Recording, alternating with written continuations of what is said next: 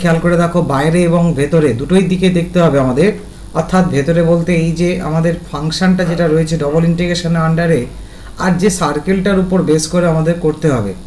তো দেখো এইটাকে যদি আমরা একটুখানি গুছিয়ে লিখি ডবল ইন্টিগ্রেশনটাকে, তাহলে তুমি একটা পুরো আইডিয়া পেয়ে যাবে যে কি আমাদের অ্যাকচুয়ালি সেটিং করতে হবে।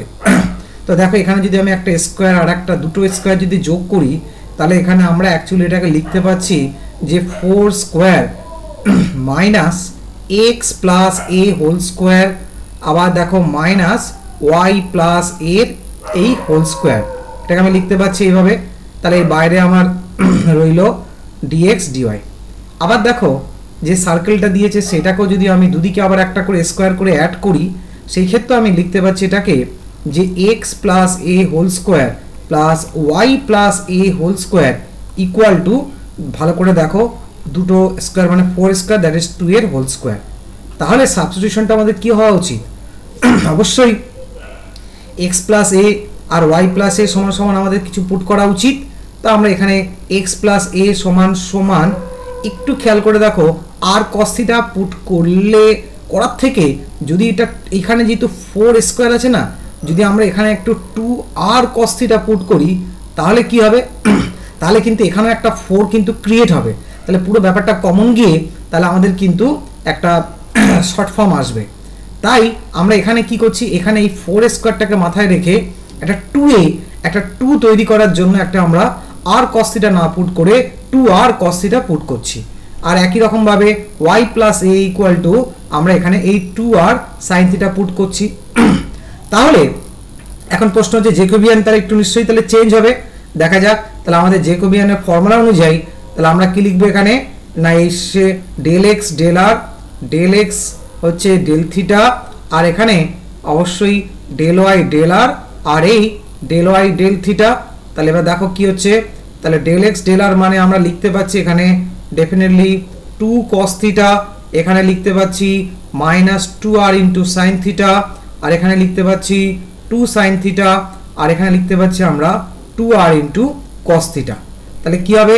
ডেফিনেটলি এখানে দেখতে পাচ্ছ 4 আর পরিষ্কার আর 4 আর কস স্কোয়ার থিটা 4 আর সাইন স্কোয়ার থিটা কমন নিলে 4 আর পাচ্ছ, তার মানে আর নয়, আমরা এখানে জ্যাকোবিয়ান রেজাল্টটা 4 আর পাচ্ছি কারণ এখানে একটুখানি চেঞ্জ করার কারণে। তাহলে কি দাঁড়ালো ব্যাপারটা? তাহলে এবার থিটার রেঞ্জটা দেখতে হবে, তাহলে এর উপর বেস করে সেটা তৈরি হবে। সার্কেলের সেন্টারটা দেখতে পাচ্ছ মাইনাসে মাইনাসে, তার মানে যে কোনো একটা জায়গায় হচ্ছে। তবে থিটার রেঞ্জটা একদম পরিষ্কার, সেটা হচ্ছে কি না 0 থেকে আমাদের 2 পাই যেরকম হয় পুরো সার্কেল একদম দেখতে পাচ্ছি আমরা।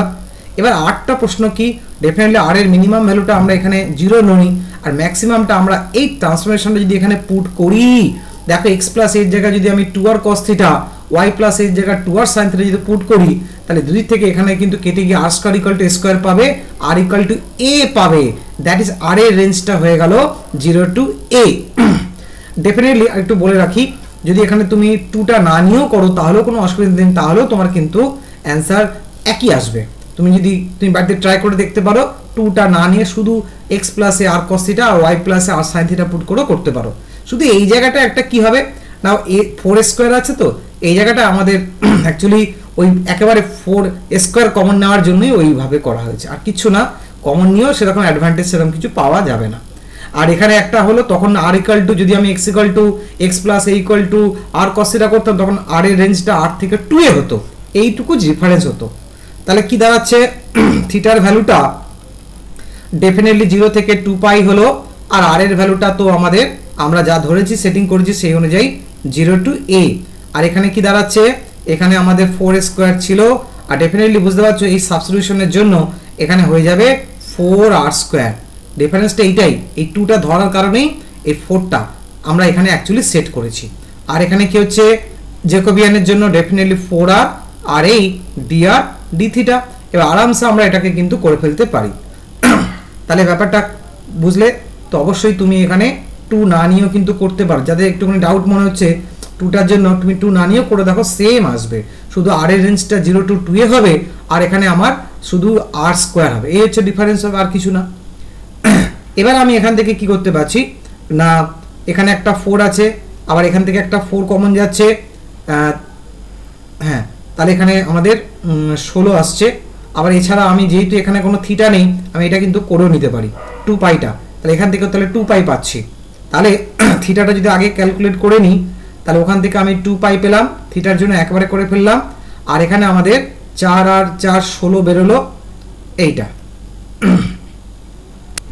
তো দেখা যাক, তাহলে মানে নেক্সট তাহলে আমাদের এখানে কি আসছে, তাহলে এখানে একটা আর আছে, তাহলে আর এর জন্য আমাদের এখানে হচ্ছে আর স্কোয়ার বাই একটা 2, আর এটা আর কিউব হয়ে গেল, দ্যাট ইজ r⁴ বাই আমাদের 4 আসছে।